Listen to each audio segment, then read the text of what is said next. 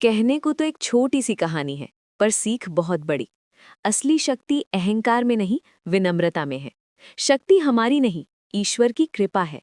और यही हमें समझाने के लिए कभी-कभी भगवान लीला रचते हैं। हनुमान जी और एक छोटा पत्थर, विनम्रता की सीख। बहुत समय पहले की बात है। वीर हनुमान जी अपनी अपार शक्ति के लिए पूरे ब्रह्मांड में जाने जाते थे। उन्होंने अपनी शक्ति से विशाल समुद्र को एक छलांग में लांघ लिया था और द्रोणागिरी जैसे भारी पहाड़ों को अपनी एक हथेली पर खिलौने की तरह उठा लिया था। उनकी भक्ति और असीम बल की चर्चा चारों दिशाओं में थी।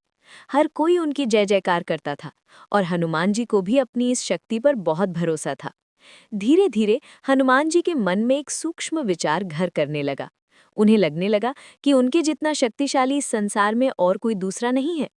प्रभु राम के प्रति उनकी अटूट भक्ति तो थी, पर अब उस भक्ति के साथ साथ अपनी ताकत का थोड़ा अहंकार भी जुड़ गया था। उन्हें विश्वास हो गया था कि वे अपनी भुजाओं के बल पर कोई भी असंभव कार्य कर सकते हैं। मर्यादा पुरुषोत्तम भगवान श्री राम सर्वज्ञानी थे। वे अपने प्रिय भक्त के हृदय में पनप रहे इस नन्हे से अहंकार को तुरंत पहचान गए। राम जी जानते थे कि अहंकार चाहे कितना भी छोटा क्यों न हो, वो व्यक्ति की उन्नति में बाधा बनता है। उन्होंने मन ही मन तय किया कि वे हनुमान जी को एक ऐसी सीख देंगे जिससे उनकी विनम्रता वापस लौट आए।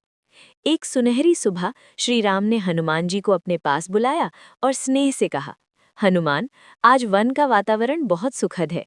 क्या तुम मेरे साथ भ्रमण पर चलोगे? हनुमान जी अत्यंत प्रसन्न हुए और तुरंत तैयार हो गए। वे दोनों घने और सुंदर वन के रास्ते पर निकल पड़े, जहाँ चारों ओर पक्षियों का कलरव और हरियाली थी। चलते चलते श्रीराम अचानक एक स्थान पर रुक गए। रास्ते के बिल्कुल बीचों बीच एक साधारण सा गोल और काले रंग का पत्थर पड़ा था।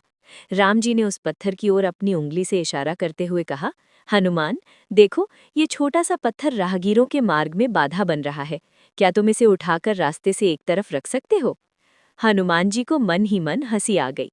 उन्होंने सोचा, प्रभु मुझसे ये क्या कह रहे हैं? मैंने तो विशाल पर्वत उठाए हैं, ये छोटा सा पत्थर मेरे सामने क्या चीज है?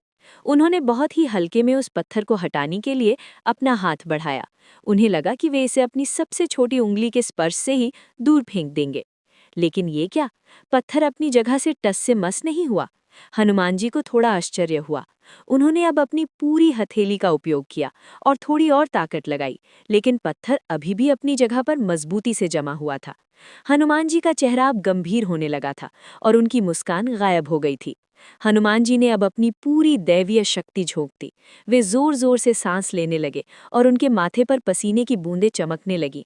उन्होंने अपना शरीर विशाल भी कर लिया, लेकिन वो नन्हा सा पत्थर मानो धरती के केंद्र से जुड़ा हो, वो हिला तक नहीं। अंत में हनुमान जी थक कर चूर हो गए और उसी पत्थर के पास बैठ गए। भगवान राम धीरे से मुस्कुराए और हनुमान जी के समीप आकर बोले, हनुमान, शक्ति का असली स्रोत शरीर की मांसपेशियां नहीं, बल्कि ईश्वर की कृपा है। जब तक तुम्हें अपनी शक्ति पर गर्व था, तुम एक छोटा कंकड़ भी नहीं हिला पाए। सच्ची शक्ति वही है जो समर्पण और विनम्रता के साथ आती है। हनुमान जी को अपनी भूल का एहसास हो गया। हनुमान जी की आंखों में पश्चाताप के आंसू आ गए। उन्होंने तुरंत भगवान श्री राम के चरणों में अपना सिर झुका दिया और क्षमा मांगी। उनका अहंकार पूरी तरह मिट चुका था। वे समझ गए थे कि वे जो कुछ भी कर पाते हैं वो केवल प्रभु की कृपा का फल है। हनुमान जी बोले, प्रभु, मैं तो आपका दास हूँ, मुझ में कुछ भी मेरा नहीं है। राम जी ने प्रसन्न होकर उन्हें उठाकर गले लगा लिया। अगर कहानी अच्छी लगे हो तो लाइक एंड कमेंट ज़रूर करें और आगे भी ऐसी मोटिवेशनल स्टोरीज के लिए हमारे चैनल को सब्सक्राइब करें।